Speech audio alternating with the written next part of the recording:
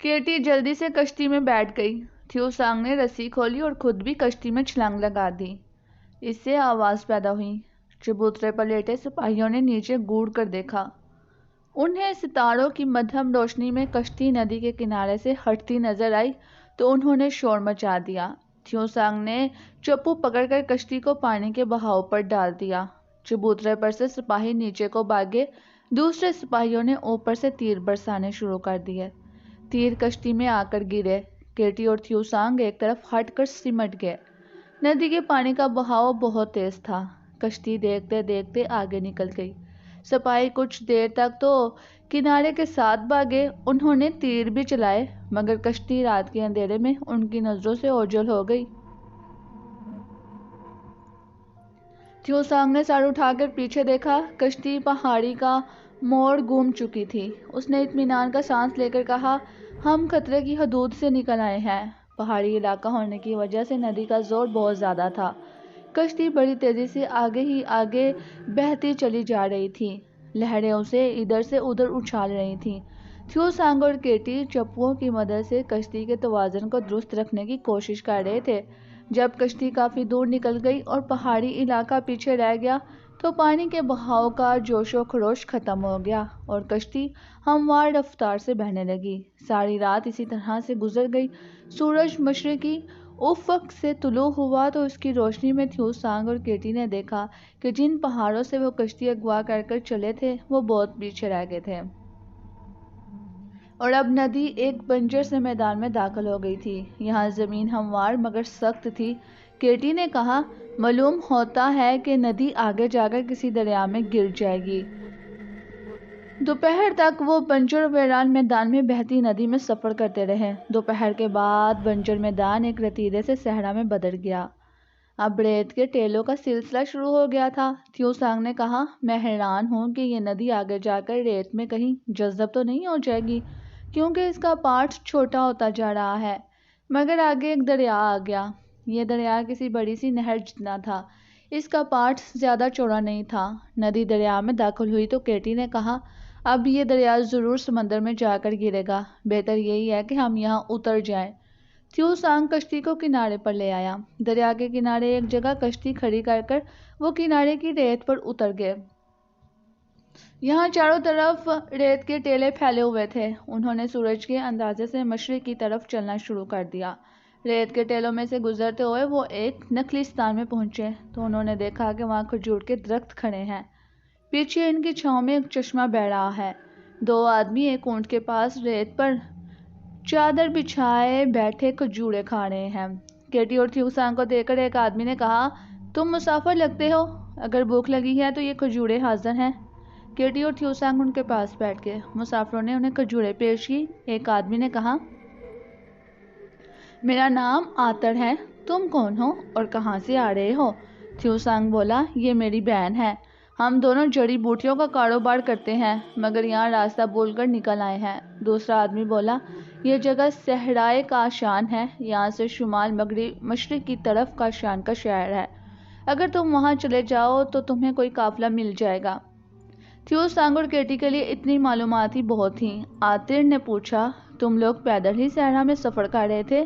Katy نے کہا، ہم کشتی میں آئے تھے، کشتی دریا پر ہی چھوڑ دی ہے۔ آتر کہنے لگا، ویسے یہاں سے کاشان ایک رات کے سفر پر ہے، راستے میں تمہیں پانی کے چشمے اور کھجوروں والے درخت مل جائیں گے۔ دوسرا آدمی بولا، دن کے وقت دھوپ میں سفر مت کرنا، گرمی میں تم سفر نہ کر سکو گے۔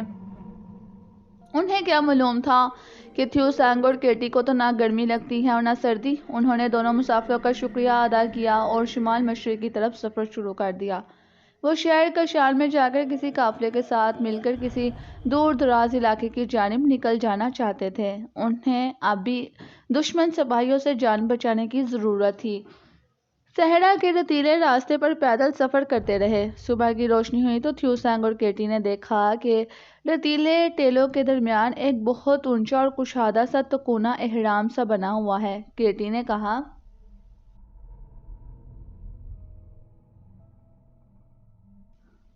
مگر تھیو سانگ نے کہا، مگر یہ ہماری دنیا یعنی کہ امبر نانگ کے سیارے کی زمین تو نہیں ہے، یہ تو ایک دوسرے نظام شمسی کی زمین ہے جس پر ہماری زمین کی طرح کے حالات پیدا ہو گئے ہیں۔ ظاہر ہے یہاں مصر کا ملک نہیں ہو سکتا، کیٹی نے اہرام کی طرف اشارہ کر کر کہا، لیکن یہ بالکل اہرام مصر کی طرح کا حرم ہے۔ اب انہیں ایک جانب سے انسانوں کا ایک جلوس سا نظر آیا۔ انہوں نے دیکھا کہ یہ ایک ماتمی جلوس تھا، لوگوں نے ایک جنازہ اٹھا رکھا تھا۔ آگے آگے لمبے سفید کرتوں والے کاہن مذہبی منتر پڑھتے چلے جا رہے تھے۔ معلوم ہوتا تھا کہ یہ کسی امیر آدمی کا جنازہ ہے جس کو اس احرام میں دفن کیا جا رہا ہے۔ تھیو سانگ اور کیٹی ریت کے ٹیلے سے نکل کر جلوس کی طرف بڑھے۔ یہ ان کی غلطی تھی۔ جلوس کے قریب تو 10-12 سپاہی تلواریں لیے ان کی طرف لپکے اور انہیں زنجیروں میں جکڑ دیا۔ کیٹی اور تھیو سانگ حیرت زدہ ہو کر رہ گئے کہ یہ وہ کس نئی مصیبت میں پھنس گئے ہیں۔ ایک سپاہی نے تلوار کی نوک کیٹی کی گردن پر رکھی ہوئی تھی۔ کیٹی کوئی خطرہ مول نہیں لے سکتی تھی۔ ماتمی جلوس جنازے کو لے کر احرام میں داخل ہو گیا۔ احرام کے غار میں اندھیرا تھا۔ جنازہ سیڑھیوں سے اتار کر یہ لوگ ایک تنگ و تاریک سے کمرے میں آ گئے جس کی پتھر کی چھت کچھ زیادہ اونچی نہیں تھی۔ ان لوگوں نے جنازے کو وہاں چبوترے پر رکھ دیا اور تھیو سانگ اور کیٹی کو بھی وہی ایک ستون سے باندھ کر باہر نکل گئے۔ تھیو سانگ نے کہا، یہ لوگ ہمیں ہمیشہ کے لیے اس مردے کے ساتھ باندھ کر جا رہے ہیں۔ کیٹی نے زور لگا کر زنجیر توڑ ڈالی اور احرام کے دروازے کی طرف بھاگی، مگر اتنی دیر میں لوگ باہر نکل گئے تھے اور پتھر کی دیوار نیچے گر چکی تھی۔ یہ دیوار کیا تھی؟ ایک بہت بڑا پتھر تھا جس نے دیوار کی شکل میں نیچے گر کر راستے کو بند کر دیا تھا۔ تھیو سانگ نے بھی اپنی زنجیروں کو توڑ ڈالا۔ انہوں نے احرام کی دیواروں کو زور زور سے ہلانے کی کوشش کی مگر پتھر کی دیواروں پر کوئی اثر نہ ہوا۔ کیٹی نے کہا، تھیو سانگ، اب ہم شاید اس موت کے احرام سے کبھی باہر نہیں نکل سکیں گے۔ تم نے اس وقت سپاہیوں کو کیوں نہ مار ڈالا جب ہمیں پکڑا گیا تھا؟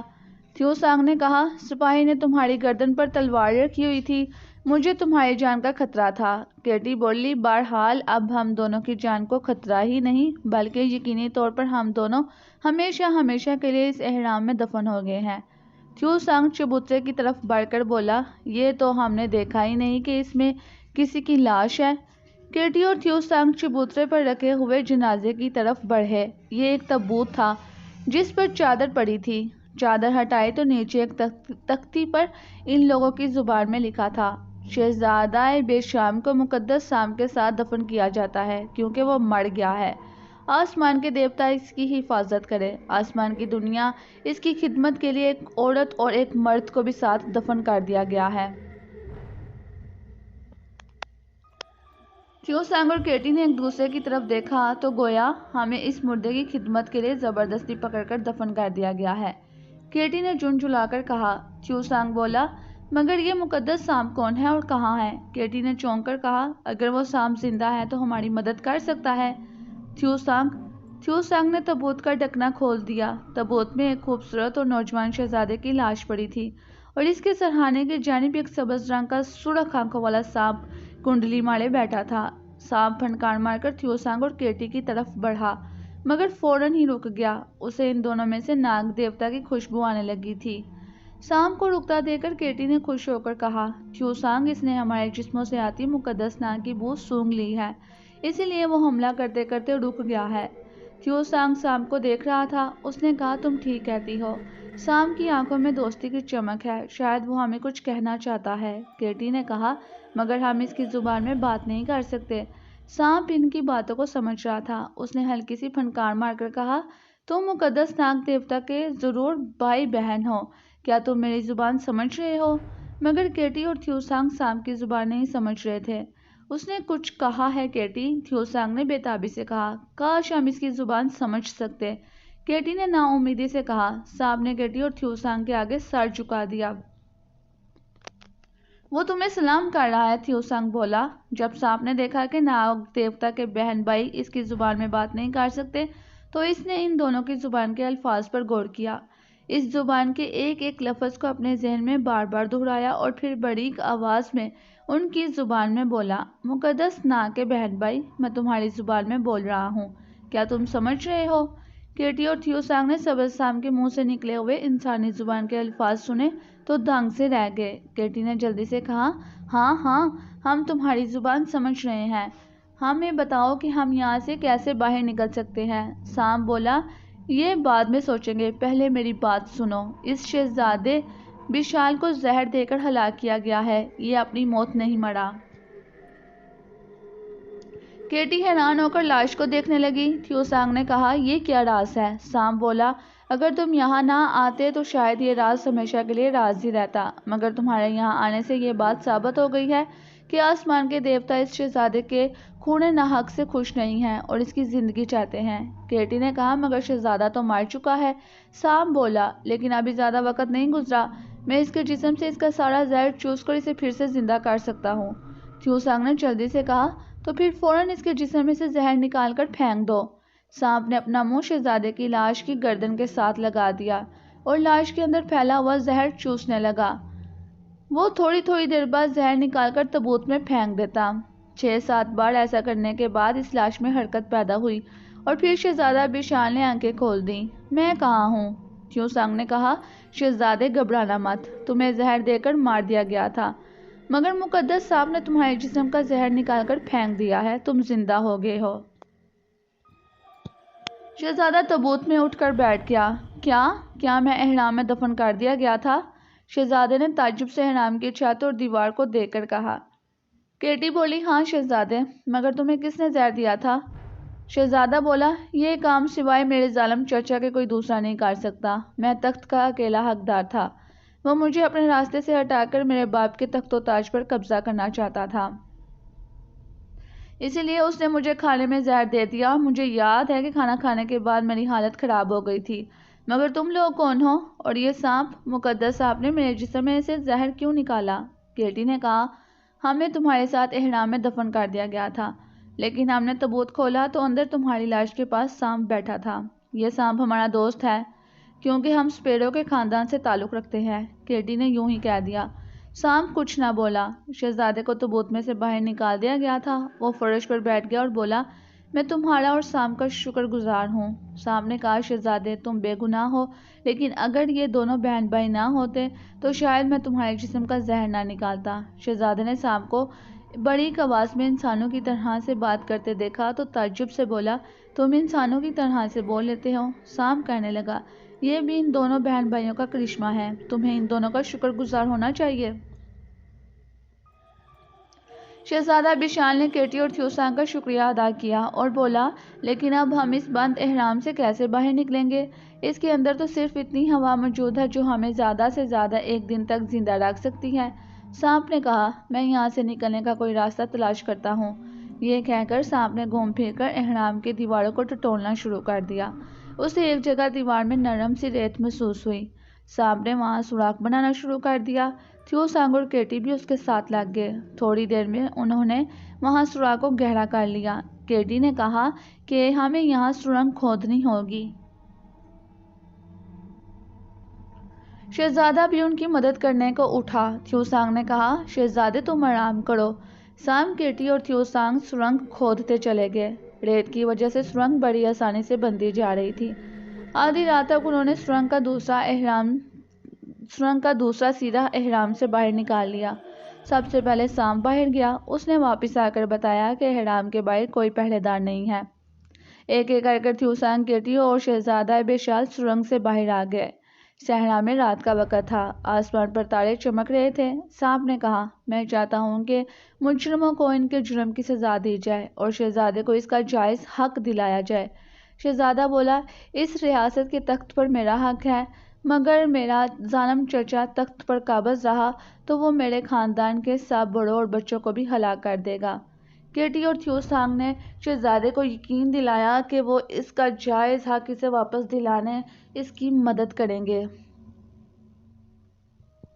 سانپ نے کہا، میں بڑی آسانی سے شہزادے کے دشمنوں کو اس کے راستے سے ہٹا سکتا ہوں اور مجرموں کو ان کے گناہ کی سزا دے سکتا ہوں۔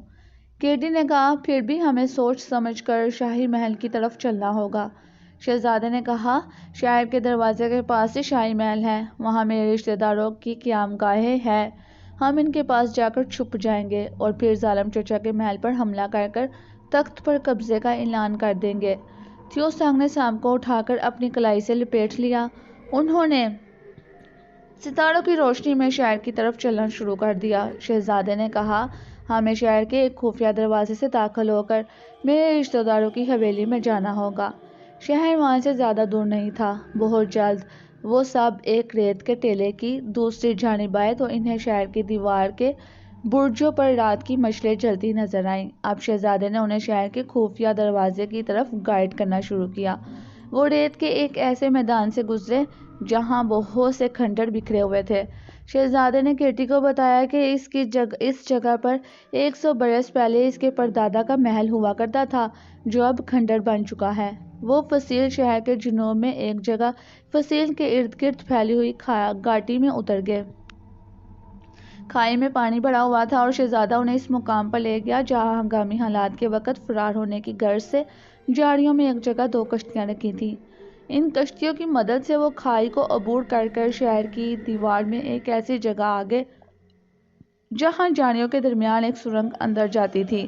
شہزادہ آگے آگے تھا، وہ اس راستے کو جانتا تھا۔ سرنگ سے نکلے تو وہ شہر کے اندر تھے، یہاں کاٹ کباڑ پڑا تھا۔ شہزادہ انہیں اپنے ساتھ لیے فصیلے شہر کے سائے میں سے گزرتا ایک تنگ سی گلی میں لے آیا۔ دور سے ایک چوکیدار آواز لگاتا ہوا گزر گیا۔ وہ ایک چھتی ہوئی گلی میں سے گزر کر ایک کھلے دروازے میں آئے تو سامنے بڑی عالیشان حویلیاں بنی تھیں جہاں کہیں کہیں روشنیاں نظر آ رہی تھیں۔ شہزادے نے کہا یہ ہمارے رشتہ داروں کی حویلیاں ہیں۔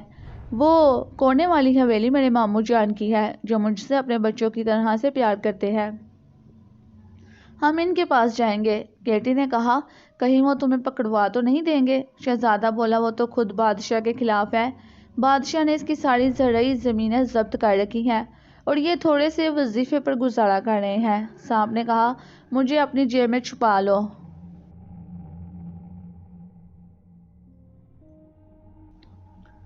تھیو سانگ نے سام کو اپنے جیب میں رکھ لیا۔ وہ بھاگ کر کھلا بازار عبور کر کر کونے والی حویلی کے دروازے پر آ گئے۔ یہاں ایک بوڑھا ملازم تخت پر سویا ہوا تھا۔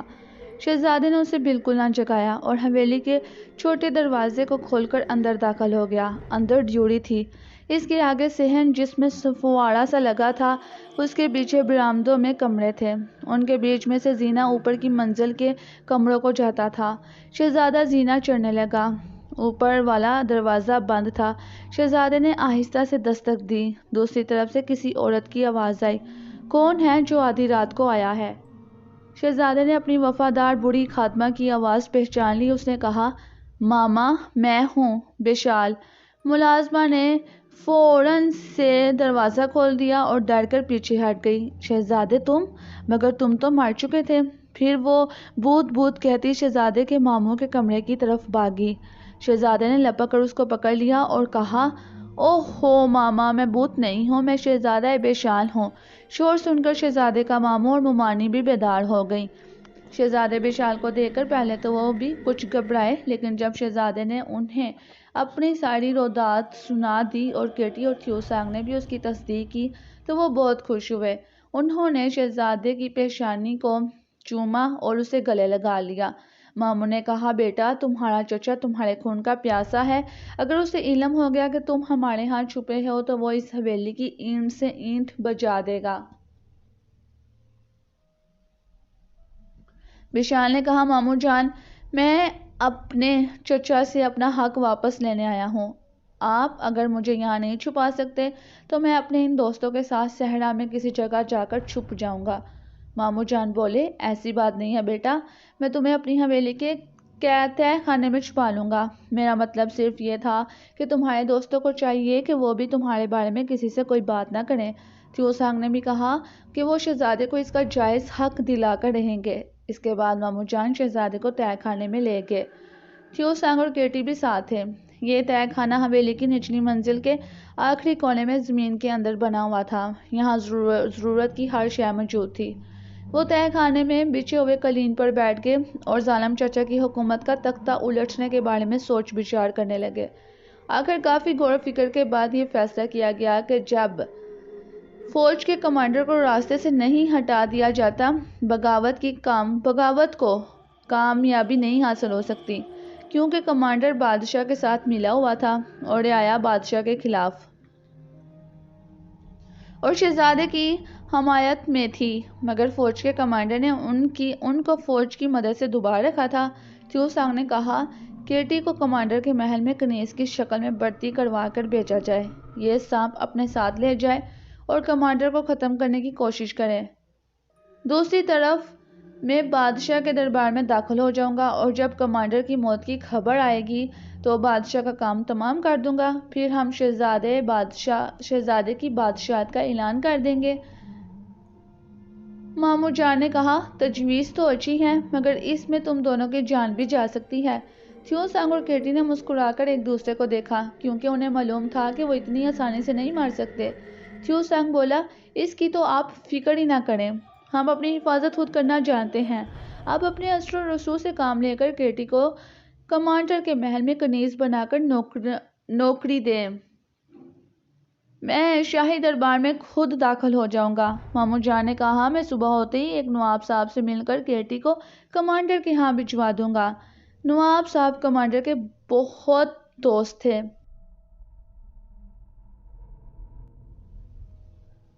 رات گزر گئی تو صبح کے وقت شہزادے کا ماموں کیٹی کو ساتھ لے کر نواب صاحب کی حویلی کی طرف روانہ ہو گیا۔ تھیو سانگ شاہی محل کی طرف چل پڑا۔ سانپ تھیو سانگ کے جیب میں ہی تھا۔ محل کے دروازے پر جا کر تھیو سانگ نے سانپ نکال کر اپنی کلائی کے گرد لپیٹ لیا اور پہرے دار سے کہا، بادشاہ سے جا کر کہو کہ سانپوں کا دیوتا تم سے ملنا چاہتا ہے۔ پہرے دار نے پہلے تو تھیو سانگ کو وہاں سے دھکیل کر نکال دینے کی کوشش کی، مگر جب سبز سانپ نے پھنکار ماری تو پہرے دار تو ڈر کر محل میں چلا گیا۔ کچھ دیر بعد واپس آیا اور بولا، چلو دیوتا جی، بادشاہ سلامت نے بلایا ہے آپ کو۔ تھیو سانگ اس کے ساتھ بادشاہ کے دربار کی طرف چلا گیا۔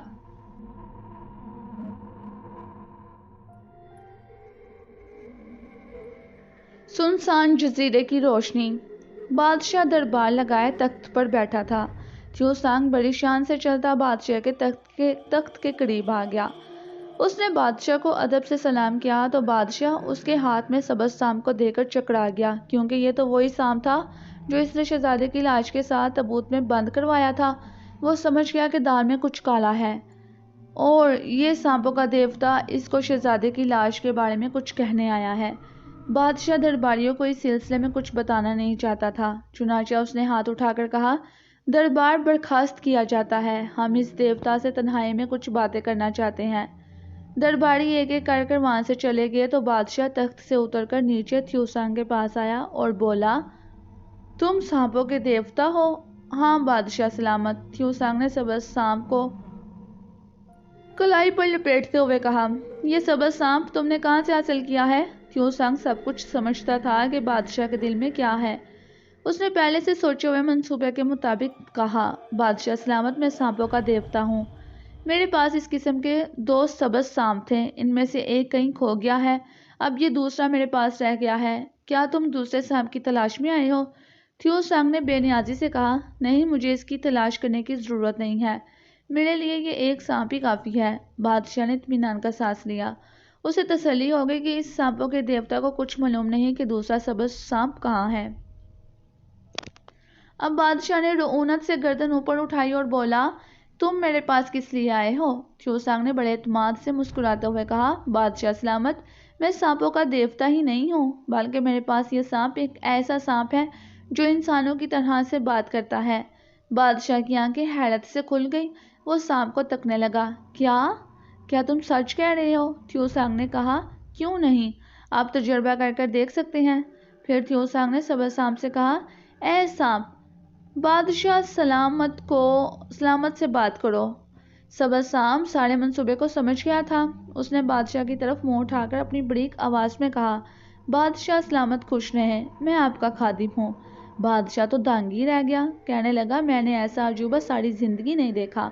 تھیو سانگ بولا، میں یہ بولتا ہوا سانپ بادشاہ کی خدمت میں تحفے کے طور پر پیش کرتا ہوں۔ بادشاہ خوش ہو کر بولا، ہم تمہارے تحفے کو خوشی سے قبول کرتے ہیں اور تمہیں اپنے دربار کا وزیر خاص مقرر کرتے ہیں۔ تیو سانگ تو یہی چاہتا تھا۔ اسی وقت سبز سانپ کو شیشے کے ایک مرتبان میں بند کر دیا گیا۔ سارے محل میں شور مچ گیا کہ بادشاہ کے پاس ایک بولنے والا سانپ ہے۔ دربار کے سارے لوگوں نے باری باری سانپ کو دیکھا اور اس کی باتیں سنی۔ تیو سانگ کو دربار میں کرسی پیش کر دی گئی۔ بادشاہ اپنی خوابگاہ میں آیا تو اس کے پیشکار نے عرض کی کہ کاہن اعظم آپ سے ملاقات کرنا چاہتا ہے۔ بادشاہ نے دربار کے کاہن اعظم کو اندر بلا لیا۔ یہ کاہن بادشاہ کے شاہی مندر کا پجاری تھا۔ اس کا سر مونڈا ہوا تھا اور جسم کے ساتھ گیروے رنگ کی چادر لپٹی ہوئی تھی۔ اس نے آتے ہی ادب سے جھک کر سلام کیا۔ بادشاہ نے خوش ہو کر کہا، کاہن اعظم، تم نے بھی ہمارے بولتے سانپ کو دیکھا ہوگا۔ کیا خیال ہے، کبھی ایسا عجوبہ پہلے بھی دیکھا ہے تم نے؟ کاہن اعظم بولا۔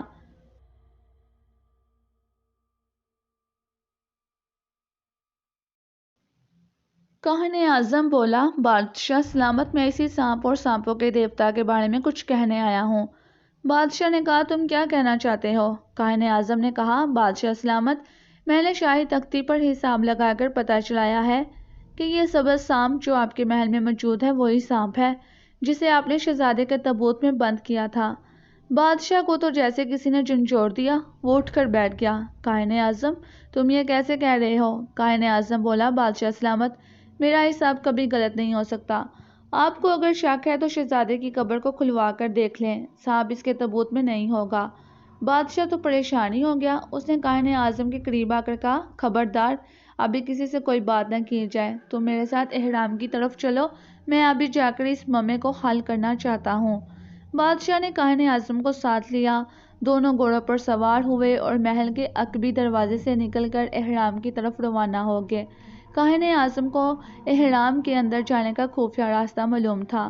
گھوڑے باہر کھڑے کر کر وہ خفیہ راستے سے احرام کے اندر داخل ہو گئے۔ احرام کی کوٹری کے اندر جاتے ہی انہوں نے دیکھا کہ تابوت کھلا ہوا ہے اور سبز سانپ کے ساتھ ساتھ شہزادے کی لاش بھی غائب ہے۔ بادشاہ تو سکتے میں آ گیا، یہ کیسے ہو سکتا ہے؟ میں نے تو خود شہزادے کو زہر دیا تھا اور سبز سانپ اس کے سرہانے رکھا تھا۔ کاہن اعظم بھی شہزادے کی لاش کے غائب ہو جانے سے فکر میں پڑ گیا۔ اس نے کہا، بادشاہ سلامت، آپ کے خلاف کوئی زبردست سازش ہوئی ہے۔ لگتا ہے کہ کوئی سازشی شہزادے کی لاش اور سانپ نکال کر لے گیا ہے، اور یہ سوائے اس سانپوں کے دیوتا کے کوئی دوسرا نہیں ہو سکتا۔ بادشاہ غصے میں بولا، میں ابھی جا کر اس سانپوں کے دیوتا کی گردن اڑاتا ہوں۔ کاہن اعظم بولا، ہمیں ذرا عقل مندی سے کام لینا ہوگا بادشاہ سلامت۔ اس خطرناک شخص سے ہمیں پہلے یہ معلوم کرنا ہوگا کہ شہزادے کی لاش کہاں ہے، کیونکہ ممکن ہے کہ شہزادہ ابھی زندہ ہو۔ اب تو بادشاہ بہت گھبرایا کہ اس کا دشمن ابھی زندہ ہے۔ وہ کاہن اعظم کے ساتھ احرام سے نکل کر محل کی طرف روانہ ہوا۔ کاہن اعظم نے بادشاہ سے کہا، آپ خاموش رہیں، یہ کام مجھ پر چھوڑ دیں، میں خود سانپوں کے دیوتا سے شہزادے کے بارے میں معلومات حاصل کروں گا۔ بادشاہ نے کاہن اعظم کو ہدایت کی کہ سانپوں کا دیوتا زندہ نہیں رہنا چاہیے۔ کاہن اعظم نے بادشاہ کو یقین دلایا کہ اس کا دشمن زندہ بچ کر محل سے واپس نہیں جا سکے گا، اور اگر شہزادہ زندہ ہوا تو اسے بھی ختم کر دیا جائے گا۔ محل میں واپس آتے ہی بادشاہ نے سوچا کہ اسے سبز سانپ کو بھی مار دینا چاہیے، کیونکہ یہ بھی خطرناک ثابت ہو سکتا ہے۔ وہ تلوار کھینچ کر سبز سانپ کے شیشے کے مرتبان کی طرف بڑھا۔ سبز سانپ کو بادشاہ کی بری نیت کا احساس ہو گیا۔ وہ سمجھ گیا کہ بادشاہ اسے ہلاک کرنا چاہتا ہے۔ سبز سانپ نے زور سے اپنا جسم شیشے کے مرتبان کی دیوار پر مارا، مرتبان ٹوٹ گیا۔ سبز سانپ آزاد ہو کر ہوا میں بلند ہوا کہ بادشاہ کو ڈس کر مار ڈالے، مگر اس کا آخری وقت آ گیا تھا۔ بادشاہ نے ہوا میں تلوار چلائی، تلوار کا وار سبز سانپ کے جسم کے 2 ٹکڑے کر گیا۔ سبز سانپ کے منہ سے آخری پھنکار نکلی اور وہ مر گیا۔ بادشاہ نے سانپ کو کچل ڈالا اور غلام کو حکم دیا، اس سانپ کے ٹکڑوں کو آگ میں ڈال کر بھسم کر دیا جائے۔ غلام سانپ کے ٹکڑوں کو اٹھا کر لے گئے۔ بادشاہ نے اطمینان کا سانس لیا، اس کا ایک دشمن تو ختم ہو گیا تھا۔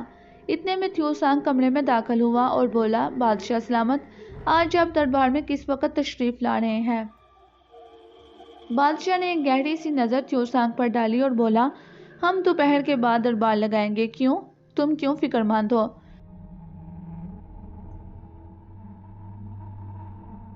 تھیو سانگ نے شیشے کے ٹوٹے ہوئے مرتبان کی طرف دیکھ کر تشویش کے ساتھ کہا، بادشاہ سلامت، میں اپنے سانپ کی وجہ سے پریشان ہوں۔ مرتبان تو ٹوٹا ہوا ہے، سانپ کہاں چلا گیا؟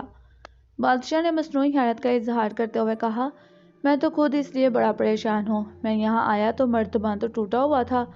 لگتا ہے کہ تمہارا بولتا سانپ کہیں فرار ہو گیا ہے۔ مگر تھیو سانگ سمجھ گیا کہ بادشاہ نے سانپ کو ہلاک کر ڈالا ہے اور اس کی سازش بے نقاب ہو گئی ہے۔ تھیو سانگ نے زیادہ پریشانی کا اظہار نہ کیا اور بولا، کوئی بات نہیں بادشاہ سلامت، میں اسے تلاش کر لوں گا۔ اچھا اب میں جاتا ہوں۔ یہ کہہ کر تھیو سانگ چلا گیا۔ بادشاہ اسی وقت تلوار کے وار سے اس کا کام تمام کر دینا چاہتا تھا، مگر اسے شہزادے کے بارے میں ابھی اس سے معلومات حاصل کرنا تھی۔ اس نے صبر سے کام لیا اور چپ ہو کر بیٹھا رہا۔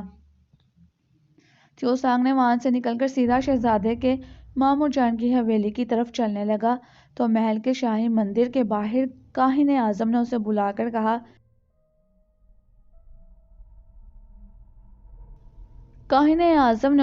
کر کہا، سانپوں کے دیوتا کو شام مبارک ہو، کیا تم میرے ساتھ مندر میں نہیں آؤ گے؟ میں نے بادشاہ سلامت کے لیے ایک تعویذ تیار کر رکھا ہے، مجھے تم سے کچھ ضروری مشورہ لینا ہے۔ تھیو سانگ انکار نہ کر سکا، وہ کاہن اعظم کے ساتھ مندر میں چلا گیا۔ مندر میں آتے ہی کاہن نے تھیو سانگ کے کاندھے پر ہاتھ رکھا اور ادھر ادھر کی باتوں کے بعد بولا، دیوتا مہاراج، تم دیکھ رہے ہو کہ بادشاہ کے ظلم و ستم سے رعایا بہت پریشان ہے۔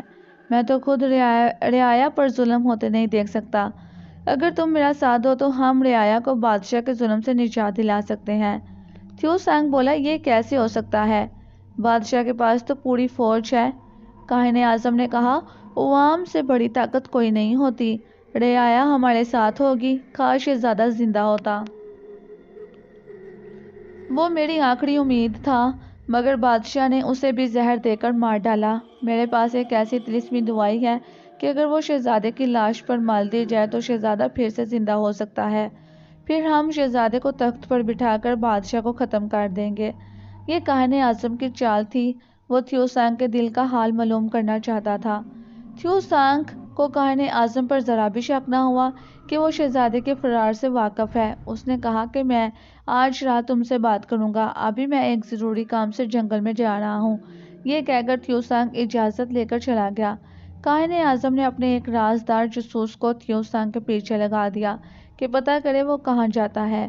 تھیو سانگ شہر کے مختلف بازاروں میں ادھر سے ادھر گھوم کر شہزادے کے ماموں کی حویلی میں داخل ہو گیا۔ جاسوس نے فوراً جا کر کاہن اعظم کو خبر کر دی۔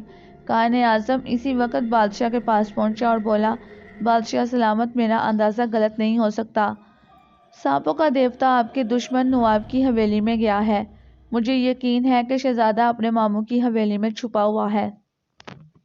بادشاہ غصے سے کانپنے لگا، پھر گرج کر بولا، نواب کی حویلی کو آگ لگا دی جائے۔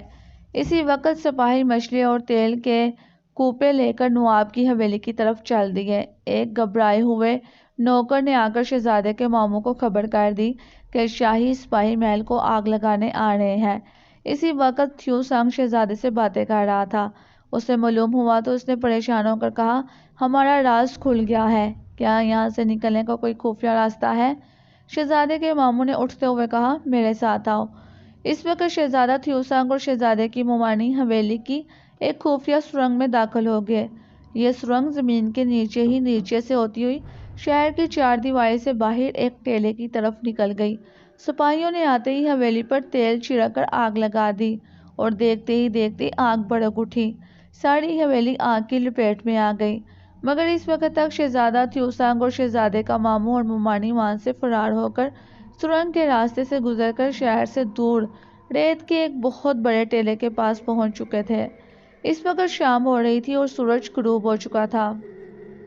صحرا میں اندھیرے کے ہلکے سے سائے اترنے لگے۔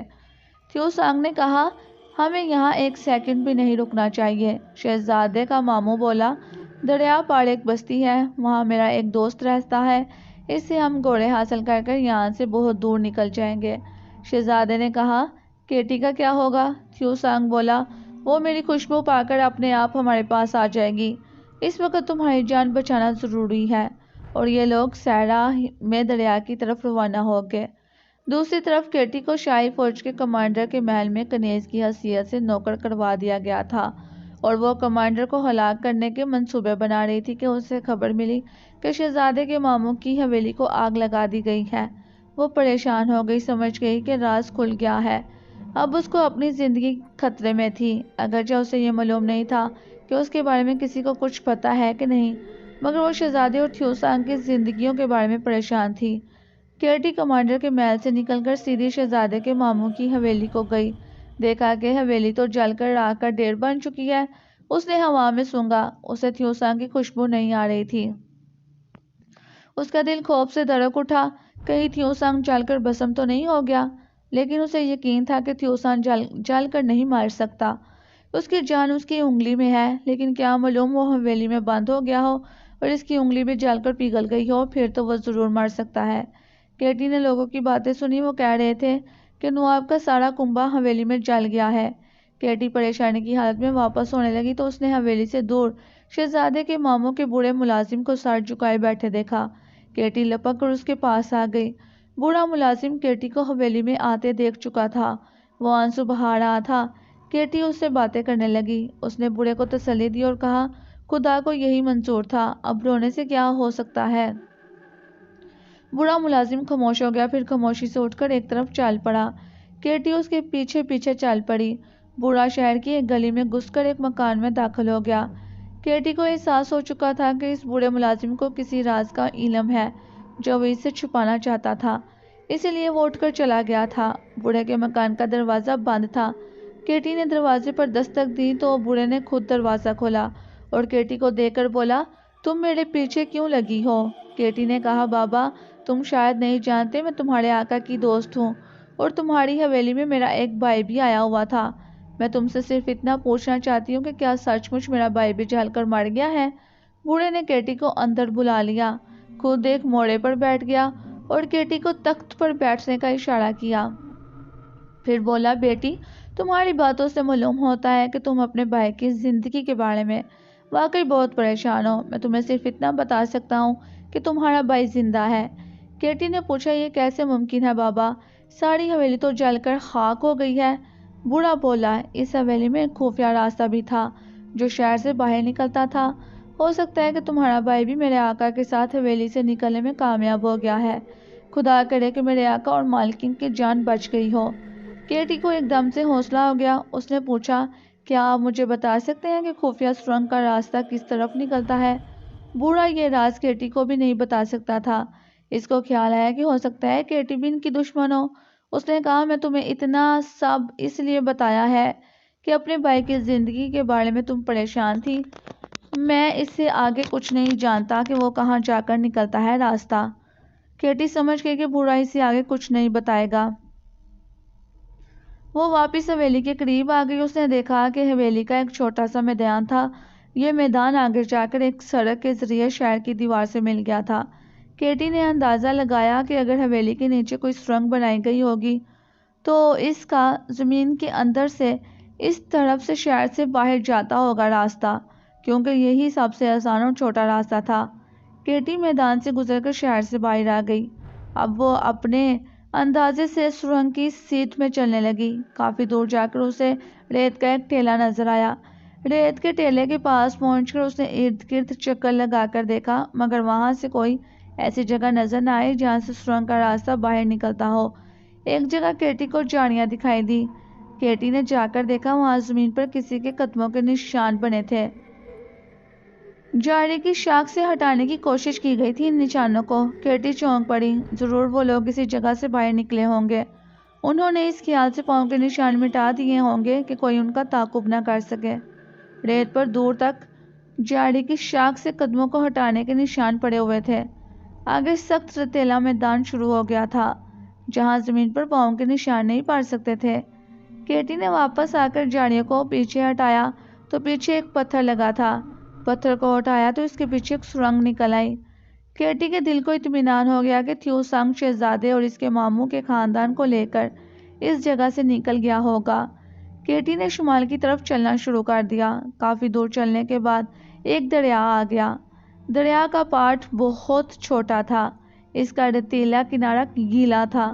یہاں اسے ایک بار پھر سے انسانی قدموں کے نشان نظر آئے۔ یہ 4-5 انسانوں کے قدموں کے نشان تھے۔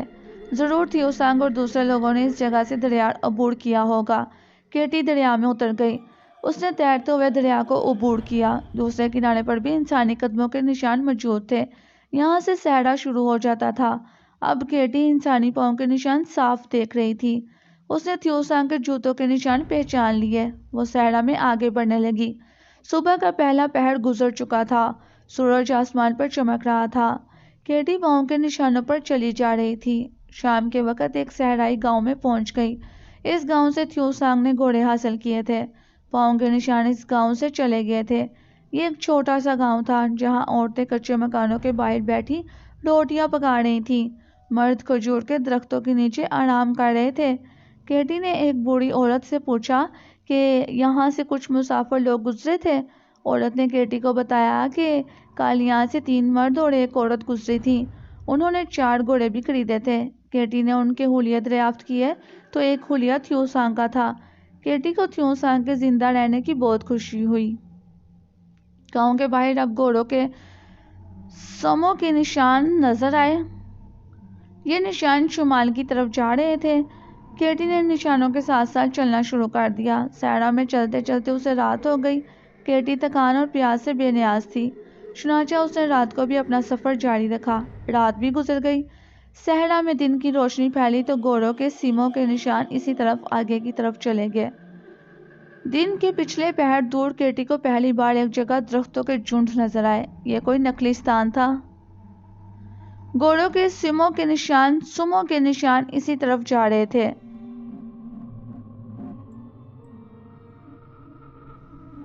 قریب جانے پر کیٹی نے دیکھا کہ نخلستان کے پیچھے صحرائی ٹیلے کی اونٹ میں کسی پرانے قلعے کی ٹوٹی پھوٹی دیوار اوپر کو اٹھی ہوئی تھی۔ گھوڑوں کے نشان اسی کھنڈر کی طرف گئے تھے۔ یہ کھنڈر کسی پرانے قلعے کے آثار تھے۔ جگہ جگہ گہرے گڑھے تھے۔ ستونوں کے بڑے بڑے سے گول پتھر گرے ہوئے تھے۔ ایک باڑہ دری بھی تھی جس کی آدھی چھت ڈہ چکی تھی۔ اس باڑہ دری کے پیچھے زمین کے اندر ایک ڈھلانی راستہ جا رہا تھا۔ گھوڑوں کے پاؤں کے نشان اسی ڈھلانی راستے پر اتر گئے تھے۔ یہاں پہلی بار کیٹی کو تھیوسانگ کی خوشبو آئی۔ ڈھلانی راستہ زمین کے اندر ایک کھلے سے استبل نما تہہ خانے میں چلا گیا تھا۔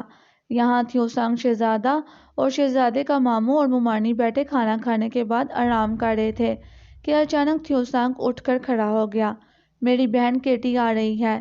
اس کو کیٹی کی خوشبو آ گئی تھی۔ وہ لپک کر باہر آیا تو کیٹی ڈھلان اتر رہی تھی۔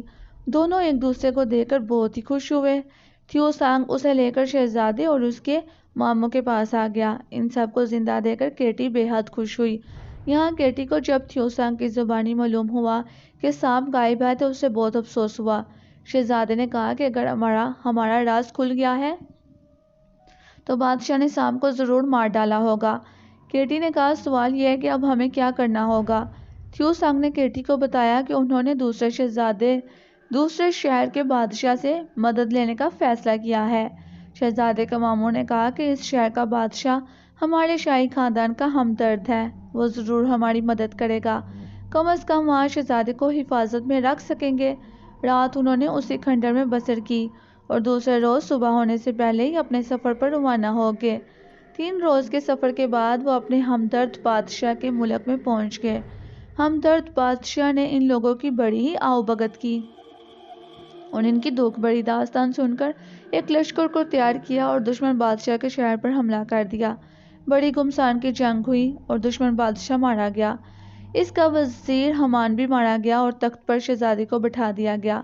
شہزادے نے تھیوسانگ کو اپنا وزیر اعظم بنانا چاہا مگر اس نے کہا کہ ہمیں اپنے دوسرے بھائیوں کی تلاش میں جانا ہے، اس لیے مجھے معاف کیا جائے۔ شہزادے کے ماموں کو وزیر اعظم بنا دیا گیا۔ جشن تاج پوشی کے بعد تھیوسانگ اور کیٹی نے مصنوعی چاند کے بارے میں دریافت کیا تو پتہ چلا کہ ہمون جادوگر مرنے سے پہلے اسے خلا میں ریزہ ریزہ کاٹ کر چلا گیا ہے۔ تھیوسانگ اور کیٹی کو سخت مایوسی ہوئی کیونکہ اب وہ خلا میں نہیں جا سکتے تھے۔ آخر انہوں نے ایک روز شہزادے سے اجازت لی اور گھوڑوں پر سوار ہو کر کسی نامعلوم منزل کی طرف روانہ ہو گئے۔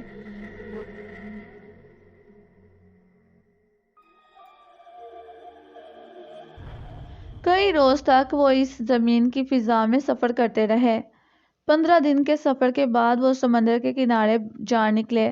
ان کے سامنے ایک زبردست سا سمندر ٹھاٹھے مار رہا تھا۔ وہ کنارے کنارے چلتے ایک چھوٹے سے شہر میں آ گئے۔ یہاں بندرگاہ پر بادبانی جہاز مال لے کر کسی دوسرے ملک روانہ ہوا کرتے تھے۔ تھیو سانگ اور کیٹی ایک مال برادر بادبانی جہاز پر سوار ہوئے اور کسی اندیکھے ملک کی طرف چل پڑے۔ بادبانی جہاز کئی روز تک سمندر میں سفر کرتا رہا۔ ایک روز سمندر میں زبردست طوفان آ گیا۔ بڑی بڑی سے لہریں اٹھنے لگیں۔ بادبانی جہاز ان پہاڑ جیسی لہروں کی زد میں آ کر کھلونے کی طرح سے بل کھانے لگا۔ ایک بہت بڑی لہر اسے دور لے آئی اور جہاز کو ڈبو کر آگے نکل گئی۔ تھیو سانگ اور کیٹی سمندر کے نیچے ہی نیچے اترتے چلے گئے۔ آخر زور لگا کر وہ اوپر پانی کی سطح پر آئے۔ جہاز کا ایک ٹوٹا ہوا تختہ انہیں مل گیا۔ وہ اس پر سوار ہو گئے اور اپنے آپ کو لہروں کے رحم و کرم پر چھوڑ دیا۔ ایک ہفتہ انہیں سمندر میں تیرتے گزر گیا۔ 8ویں روز انہیں دور ایک ساحل نظر آیا۔ سمندری لہروں نے انہیں ساحل پر پھینک دیا۔ کچھ دیر وہ ریت پر ہی پڑے رہے، پھر اٹھ کر ایک دوسرے کو دیکھا۔ تھیو سانگ نے کہا کہ ایسا بھیانک طوفان تو زندگی میں پہلے کبھی نہیں دیکھا۔ کیٹی نے کہا مگر ہم کہاں آ گئے ہیں تھیو سانگ؟ کوئی جزیرہ لگتا ہے۔ تھیو سانگ نے چاروں طرف دیکھ کر کہا۔ ان کے کپڑے پھٹ رہے تھے۔ انہوں نے درختوں میں آ کر پھل کھائے اور ایک چٹان کے نیچے بہتے چشمے سے پانی پیا۔ کئی روز سے انہوں نے کچھ کھایا پیا نہیں تھا۔ اب انہوں نے جزیرے میں گھوم پھر کر اس کا جائزہ لینا شروع کیا۔ یہ جزیرہ گھنے درختوں سے بھرا ہوا تھا۔ ساحل کے ساتھ کہیں کوئی آبادی نظر نہیں آ رہی تھی۔ جزیرہ زیادہ بڑا نہیں تھا۔ شام تک وہ سارے جزیرے میں گھوم گئے۔ کسی جگہ انہیں کسی انسانی آبادی کے آثار دکھائی نہ دیے۔ یہ جزیرہ تو ویران ہے کیٹی۔ کیٹی بولی اس کا مطلب ہے کہ ہم یہاں پر آ کر پھنس گئے ہیں۔ تھیو سانگ کہنے لگا ہمیں یہاں کوئی جگہ بتا کر کچھ دیر رہنا ہوگا۔ ہو سکتا ہے کہ کبھی ادھر سے گزرتا ہوا کوئی جہاز یہاں آ کر رکے۔ انہوں نے رات وہاں گزاری۔ دوسرے روز درختوں کی شاخیں توڑ کر انہوں نے سمندر کے کنارے سے چند قدموں کے فاصلے پر درختوں کے درمیان ایک جھونپڑی بنانا شروع کر دی۔ شام تک جھونپڑی تیار ہو گئی تھی۔ فرش پر گھاس پھوس بچھا دی گئی تھی۔ انہوں نے وہاں رہنا شروع کر دیا۔ دن بھر وہ جزیرے میں گھوم پھر کر دیکھتے رہے کہ کہیں کوئی جنگلی قبیلہ تو وہاں نہیں رہتا، اور رات کو جھونپڑی میں پڑ کر سو رہتے۔ صبح اٹھتے ہوئے وہ سمندر پر نظریں جماتے کہ شاید کوئی جہاز ادھر آتا نظر آئے، مگر ہر بار انہیں مایوسی ہوتی۔ اس طرح سے انہیں اس جزیرے پر رہتے 1 مہینہ گزر گیا۔ ایک رات جزیرے پر موت جیسی خاموشی چھائی تھی۔ سمندر کی لہریں بھی خاموش تھیں۔ کیٹی اور تھیو سانگ جھونپڑی میں گھاس پھوس پر لیٹے امبرناگ اور ماریا کے بارے میں سوچ رہے تھے، باتیں کر رہے تھے کہ اچانک سے جزیرے میں ایک باریک سی سیٹی کی آواز سنائی دی۔ تھیو سانگ بات کرتے کرتے خاموش ہو گیا۔ یہ کیسی آواز ہے تھیو سانگ؟ تم سن رہے ہو نا؟ ہاں سن رہا ہوں، تھیو سانگ نے کہا۔ یہ آواز کسی باریک مگر تیز سیٹی کی آواز تھی۔ آواز تیز ہو رہی تھی۔ تھیو سانگ اور کیٹی نے اپنے کانوں پر ہاتھ رکھ لیے اور کیٹی بولی یہ آواز تو کانوں میں سوراخ کرتی محسوس ہو رہی ہے۔ آواز اور زیادہ تیز ہو گئی۔ اب ان دونوں کے کان جیسے سن ہو گئے۔ کیٹی میرا تو ذہن سن رو رہا ہے، کیا تمہیں بھی؟ ہاں تھیو سانگ، کیٹی نے بے چین ہو کر کہا۔ وہ اس تیز اور باریک آواز سے گھبرا کر جھونپڑی سے باہر نکل کر سمندر کی طرف دوڑے۔ اندھیرے میں وہ بھاگے جا رہے تھے، مگر تیز سیٹی کی آواز نے ان کے جسموں سے طاقت چھین لی اور وہ لڑکھڑا کر گر پڑے۔ وہ بے ہوش ہو چکے تھے۔ تھوڑی دیر بعد تیز سیٹی کی آواز آنا بند ہو گئی، مگر تھیو سانگ اور کیٹی اسی طرح سے بے ہوش پڑے رہے۔ جزیرے پر ایک بار پھر سے گہرا سناٹا چھا گیا۔ چند لمحوں کے بعد آسمان پر نیلی اور نارنجی روشنی کی چمک پیدا ہوئی اور ایک اڑن تشتری جزیرے کے اوپر آ کر لٹک گئی۔ اس کے نیچے گول دائرے میں روشنی ہوئی اور ایک چھوٹا سا خلائی کرافٹ اس میں سے نکل کر آہستہ آہستہ اتر کر جزیرے کے ساحل پر آ کر رک گیا۔ اس خلائی کرافٹ میں 4 خلائی آدمی سوار تھے۔ ان کے قد بڑے چھوٹے چھوٹے تھے، مگر جسم گول اور موٹے موٹے تھے۔ انہوں نے زرد رنگ کے خلائی سوٹ پہنے ہوئے تھے۔ وہ جزیرے کے جنگل میں داخل ہو گئے۔ ان خلائی آدمیوں کے ہاتھوں میں پلاسٹک کے تھیلے تھے۔ وہ درختوں کے نیچے جھک کر ان نیولوں کو اٹھا اٹھا کر تھیلوں میں ڈالنے لگے، جو ان کی خلائی اڑن تشتریوں کی تیز سیٹی کی آواز کی وجہ سے مر گئے تھے۔ یہ خلائی آدمی اپنے سیارے سے یہاں نیولوں کی تلاش میں آئے تھے۔ انہوں نے اپنے کسی خاص تجربے کے لیے ایسے نیولوں کی ضرورت تھی جو ان کی خلائی سیٹی کی تیز آواز کی لہروں کی وجہ سے ہلاک ہو گئے ہوں۔ جزیرے کے درختوں میں 60-70 کے قریب ایسے مردہ نیولے انہوں نے اٹھا کر اپنے تھیلے میں ڈال لیے جو سیٹی کی تیز آواز سن کر بے ہوش ہو گئے تھے۔ چاروں خلائی انسان جنگل سے نکل کر اپنے ہومو کرافٹ کی طرف آئے تو اچانک ان کی نظر اڑن تشتری کی روشنی میں ریت پر بے ہوش پڑے دو انسانوں یعنی کہ تھیو سانگ اور کیٹی پر پڑی۔ یہ چھوٹے قد کی گول مٹول مخلوق ان کے قریب آ کر رک گئی۔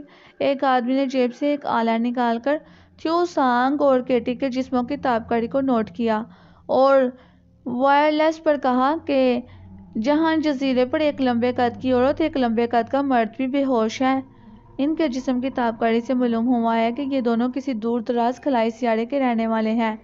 اڑن تشتری سے ان کے لیڈر نے کہا کہ اگر ان کے قد لمبے ہیں تو ان میں سے عورت کو اٹھا کر لے آؤ۔ چاروں ناٹے قد کے گول مٹول آدمیوں نے بے ہوش کیٹی کو اٹھا کر ہومو کرافٹ میں ڈال لیا اور اس کے ساتھ ہی ہومو کرافٹ اوپر اٹھنے لگی۔ پھر وہ ہوا میں لٹکتی ہوئی اڑن تشتری کے نیچے سے اس میں داخل ہو گئی۔ اڑن تشتری نے ایک غوطہ لگا کر جزیرے کے گرد ایک اڑان بڑھی اور پھر آسمان کی تاریکی میں غائب ہو گئی۔ اڑن تشتری کی تیز سیٹی کی لہروں کا اثر اس قدر شدید تھا کہ تھیو سانگ صبح تک ریت پر سمندر کے کنارے بے ہوش پڑا رہا۔ جب اسے ہوش آیا تو دھوپ نکلی ہوئی تھی۔ سمندر کی نیلی لہریں کنارے کی ریت پر آ کر واپس چلے گئیں۔ تھیو سانگ سب سے پہلے آنکھیں کھول کر کیٹی کو دیکھنے کی کوشش کی مگر کیٹی وہاں نہیں تھی۔ تھیو سانگ نے اسے آوازیں دیں اور پھر اسے ریت پر قدموں کے نشان نظر آئے۔ یہ نشان جو تھے انسانی جوتوں کے تھے مگر بڑے چھوٹے چھوٹے تھے۔ یہ اڑن تشتری کے ذریعے جزیرے پر رات کو اترنے والے چھوٹے قد کی گول مٹول مخلوق کے پاؤں کے نشان تھے جو جنگل سے نکل کر ساحل کی ریت پر آئے تھے اور یہاں سے ساحل سے کچھ دور جا کر ختم ہو گئے تھے۔ اس جگہ تھیو سانگ نے ایک ایسا نشان دیکھا جیسے یہاں کوئی 3 ٹانگوں والا خلائی جہاز اترا ہو۔ تھیو سانگ خود بھی خلا کا رہنے والا تھا۔ اس نے رات کو تیز سیٹی کی آواز بھی سنی تھی۔ اسے یہ سمجھنے میں دیر نہ لگی کہ یقیناً رات کو کوئی اڑن تشتری یہاں اتری ہوگی جس کی سیٹی کی تیز لہروں سے وہ دونوں بے ہوش ہو گئے اور اڑن تشتری کی مخلوق کیٹی کو اغوا کر کر اپنے ساتھ لے گئی ہے۔ تھیو سانگ مایوس ہو کر بیٹھ گیا۔ جزیرے پر دھوپ پھیلی ہوئی تھی۔ سمندر کی طرف سے ہلکی ہلکی ہوا چل رہی تھی۔ درختوں کی شاخیں ہوا میں جھوم رہی تھیں۔ تھیو سانگ اٹھ کر خلائی مخلوق کے قدموں کے نشان لیتا جنگل میں داخل ہو گیا۔ وہ یہ معلوم کرنا چاہتا تھا کہ یہ خلائی مخلوق جنگل میں کیا کرنے گئی تھی۔ تھیو سانگ نے اس چھوٹے سے جزیرے کا سارا ہی جنگل کنگال مارا مگر اسے کوئی ایسا سراغ نہ ملا جو خلائی مخلوق وہاں چھوڑ گئی ہو۔ چھوٹے قد کی خلائی مخلوق تو وہاں مردہ نیولے جمع کرنے آئی تھی، انہوں نے وہاں کوئی نشان نہیں چھوڑا تھا۔ تھیو سانگ نا امید ہو کر جنگل سے نکل کر سمندر کے کنارے آ کر ریت پر بیٹھ گیا اور غور کرنے لگا کہ اگر واقعی کیٹی کو کوئی خلائی مخلوق اٹھا کر لے گئی ہے تو یہ مخلوق اسے لے کر کہاں اور کس سیارے پر گئی ہے۔ دن بھر تھیو سانگ جزیرے میں سمندر کے کنارے پھرتا رہا۔ سورج غروب ہونے والا تھا کہ تھیو سانگ کو دور ایک کشتی جزیرے کی طرف آتی نظر آئی۔ وہ بھاگ کر ایک درخت کے اوپر چڑھ گیا اور ٹہنیوں میں سے سمندر کی طرف دیکھنے لگا۔ وہ چھپ کر یہ پتہ کرنا چاہتا تھا کہ یہ کون لوگ ہیں جو جزیرے کی طرف آ رہے ہیں۔ کشتی ساحل کے قریب آئی تو تھیو سانگ نے دیکھا کہ کشتی میں 4 آدمی سوار تھے۔ انہوں نے لمبے لمبے سے زرد لبادے پہن رکھے تھے، ان کے سر منڈے ہوئے تھے اور ہاتھوں پر سرخ لمبے نشان تھے۔